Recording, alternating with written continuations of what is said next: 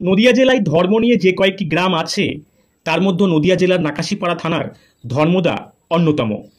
এই নামের গ্রামকে ঘিরে আছে নানা কাহিনী। লোকে বলে এই ধর্মদাতে নাকি ধর্ম নামে একজন রাজা বাস করতেন বহুকাল আগে। তার নাম থেকেই নাকি এই গ্রামের নাম হয়েছিল ধর্মদহ। তারপরে বিবর্তিত হতে হতে ধর্মদহ থেকে হয়েছে ধর্মদা।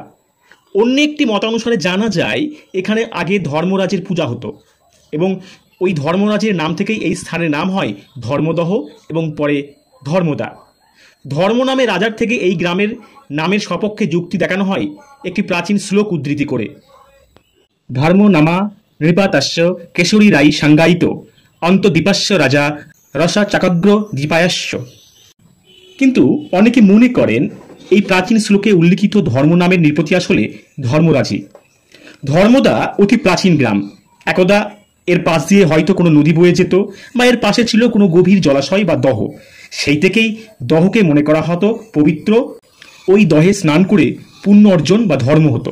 সেই সূত্র ধরেই এই গ্রামের নাম ধর্মদহ হতে পারে এবং ধর্মদহ থেকেই ধর্মদা হয়েছে বলে মনে করেন অনেকে। এই প্রাচীন গ্রামে বহু ব্রাহ্মণের বাস ছিল পূর্বে। এদের অনেকেই ছিলেন নদিয়া রাজাদের বৃত্তিভোগী।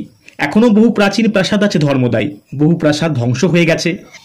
ধর্মদার প্রাচীন বটতলায় রয়েছে ষষ্ঠী, শীতলা ও পঞ্চানন প্রভৃতির স্থান। পূজাও হয়ে আসছে এদের দীর্ঘকাল ধরে। গাজন উৎসব হয় বেশ ধুমধাম করে।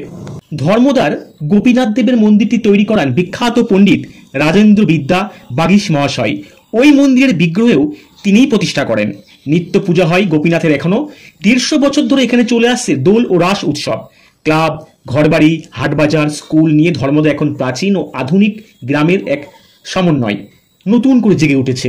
নিয়মিত এখানে বাস ছুটছে সদর শহর কৃষ্ণনগর থেকে। এখানে দুর্গাপূজা, কালী পূজা, সরস্বতী পূজার সময় বেশ জমাটি উৎসব হয়ে থাকে। বিশেষ করে সরস্বতী পূজার আড়ং দেখার মতো।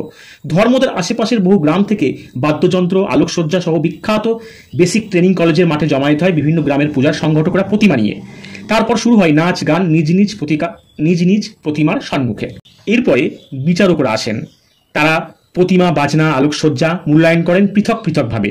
মাইকে 3টি পৃথক বিষয়ে প্রথম, দ্বিতীয়, তৃতীয় স্থান অধিকারীদের গ্রাম বা ক্লাবের নাম ঘোষণা করা হয়। বিজয়ীরা উল্লাসে ফেটে পড়েন। ঘড়ি, কাপ, ঘোড়া, অন্যান্য দ্রব্যাদি দিয়ে পুরস্কৃত করা হয় বিজয়ীদের। তারপরে একে একে প্রতিমা নিয়ে চলে যায়। বাংলা তথা ভারতের যে কোথাও সরস্বতী পূজা এমন আড়ং হয় বলে আমাদের জানা নেই। সত্যি দেখার মতো। ধর্মদার যুব সম্প্রদায়ের এ ব্যাপারে ধন্যবাদ দিতেই হয়। সরস্বতীর ওই আড়ংয়ে একবার কেউ বিচারক হয়ে গেলে সে নিজেকে ধন্য বলে মনে করতে পারবে।